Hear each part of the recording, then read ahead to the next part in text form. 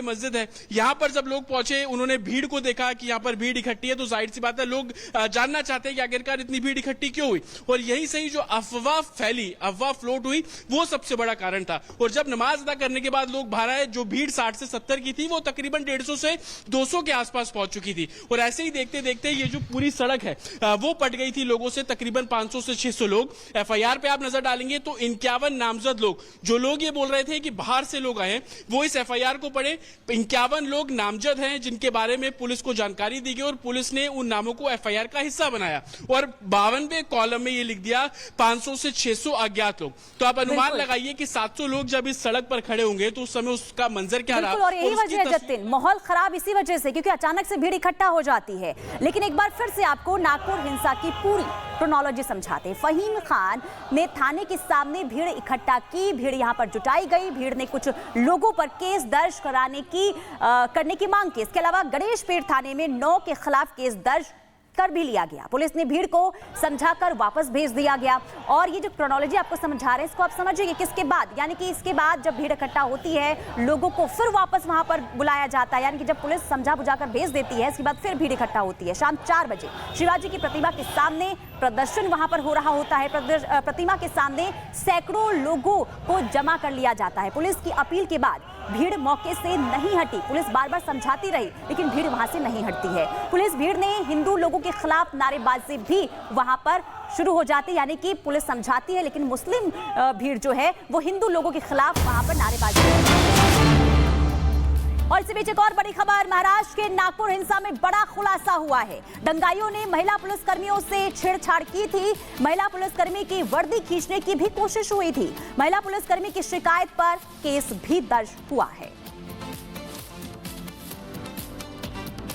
नागपुर के कुछ हिस्सों में आज दूसरे दिन भी कर्फ्यू जारी है, पुलिस अलर्ट है। हमारे साथ राहुल सर हैं जो कि डीसीपी जोन 2 हैं। सर, अभी हम देख रहे हैं कि दूसरे दिन भी आप लोग अलर्ट हैं, तमाम कर्फ्यू इम्पोज किया गया है। अभी सिचुएशन कैसी है? कल आप लोग रूट मार्च भी निकाल रहे थे, लोगों में भरोसा बन रहा है कि अब इलाके में शांति है, कब तक ट्रैक पे लौटेगा नागपुर वापस? यह तो संचारबंदी कंटिन्यू दूसरा दिन है, लागू है। हमारे फोर्सेस भी डिप्लॉय हुए हैं और जो कार्रवाई की जाए वो हमारे क्राइम यूनिट, साइबर ब्रांच, वो भी कार्रवाई भी आरोपियों को अरेस्ट की चालू है। और बाकी हमारा यही टारगेट है कि यहाँ से आगे कोई दूसरी घटना ना हो या हमारे कंट्रोल में सब चीज़ें आई है। और जो आरोपी है उसमें जिसने दंगा भड़काया किया है, उनके ऊपर भी कार्रवाई शुरू है। सर, आउटसाइडर्स हैं, कुछ लोग एलिगेशन लगा रहे हैं कि बाहर से लोग आए, आपने 46 अरेस्ट भी किए, कौन है ये? इनसाइडर्स हैं या 46 में कुछ आउटसाइडर्स भी आपको मिले? नहीं, इसमें तो हमारी अलग टीम वर्कआउट कर रहे हैं, उसमें डिटेल में इतने मैं बता नहीं सकता आपको, इन्वेस्टिगेशन का है तो इतना डिटेल नहीं बता सकता, लेकिन ऑन फील्ड हमारा पूरा कंट्रोल है और सिचुएशन भी नॉर्मल है। महिलाओं ऑफिसर्स के साथ बदसलूकी हुई, उसको लेकर भी एफआईआर हुई है कि मॉब ने कैसे उनकी वर्दी खींचने की कोशिश की, अश्लील टिप्पणी की, इशारे किए, उसको लेकर आप लोग किस तरीके से अब लीगल ओपिनियन या लीगल एक्शन ले रहे हैं? नहीं, उसमें तो इन्वेस्टिगेशन चालू है, जो एक्यूज है उनका आइडेंटिफिकेशन चालू है और निश्चित स्वरूप हो जाएगा। सर, अभी सीसीटीवी आप लोग एनालाइज कर रहे हैं, क्या उनके बेसिस पर अरेस्टिंग की जा रही है? क्योंकि डिटेन करने की संख्या बहुत ज्यादा है, उसको देखते हुए कैसे आप लोग इन्वेस्टिगेट कर रहे हैं? नहीं, उसमें तो हमारी इन्वेस्टिगेशन टीम अलग है। जो फुटेज मिले हैं मीडिया के माध्यम से मिले, कोई प्राइवेट लोगों ने भी उनके मोबाइल के रिकॉर्डिंग किए, वो भी हमको मिले, उसके अनुसार आइडेंटिफिकेशन चालू है। और जतिन हमारे साथ लाइव जुड़े हुए हैं। जतिन, देखिए, एक तरफ माहौल खराब करने की कोशिश हुई तो दूसरी तरफ महिला पुलिसकर्मी के साथ अभद्रता की गई, छेड़छाड़ की गई। इस पूरे मामले को लेकर क्या कार्रवाई हुई है अब तक?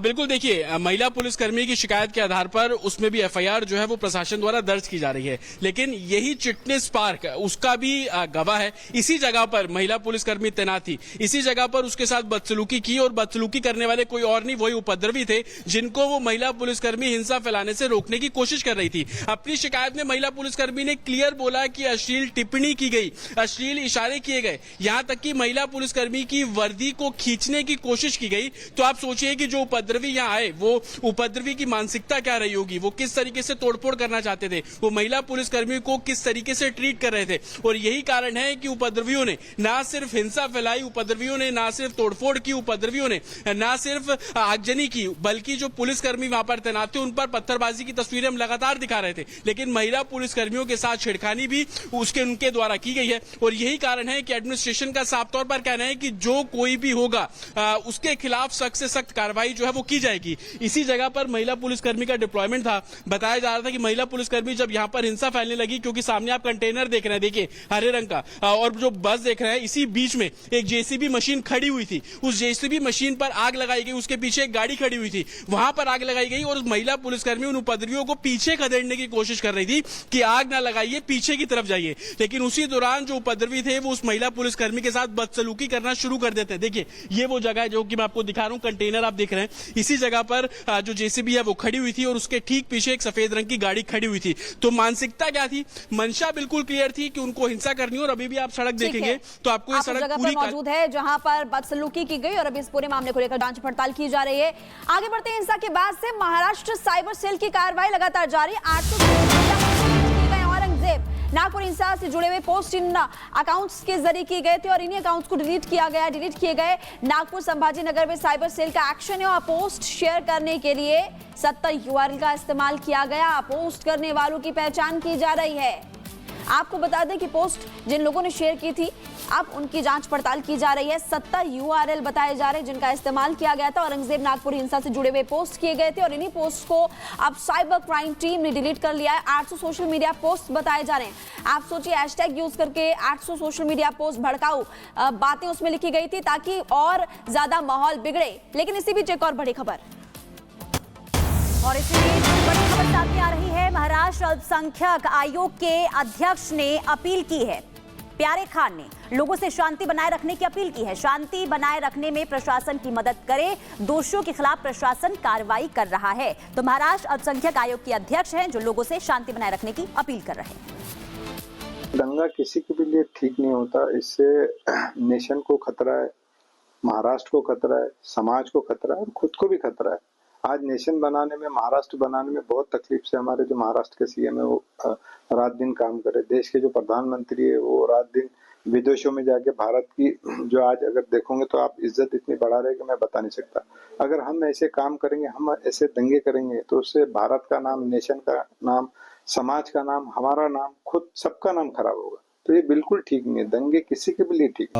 यह तो संचारबंदी कंटिन्यू दूसरा दिन है लागू है। हमारे फोर्सेस भी डिप्लॉय हुए हैं और जो कार्रवाई की जाए वो हमारे क्राइम यूनिट, साइबर ब्रांच, वो भी कार्रवाई भी आरोपियों का अरेस्ट की चालू है।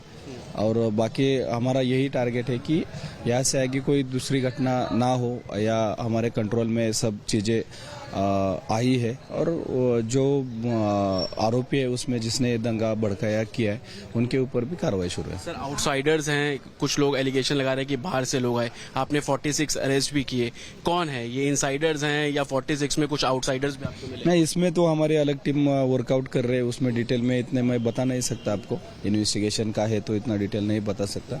लेकिन ऑन फील्ड हमारा पूरा कंट्रोल है और सिचुएशन भी नॉर्मल है। महिलाओं ऑफिसर्स के साथ बदसलूकी हुई उसको लेकर भी FIR हुई है कि मॉब ने कैसे उनकी वर्दी खींचने की कोशिश की, अश्लील टिप्पणी की, इशारे किए, उसको लेकर आप लोग किस तरीके से अब लीगल ओपिनियन या लीगल एक्शन ले रहे हैं? नहीं, उसमें तो इन्वेस्टिगेशन चालू है।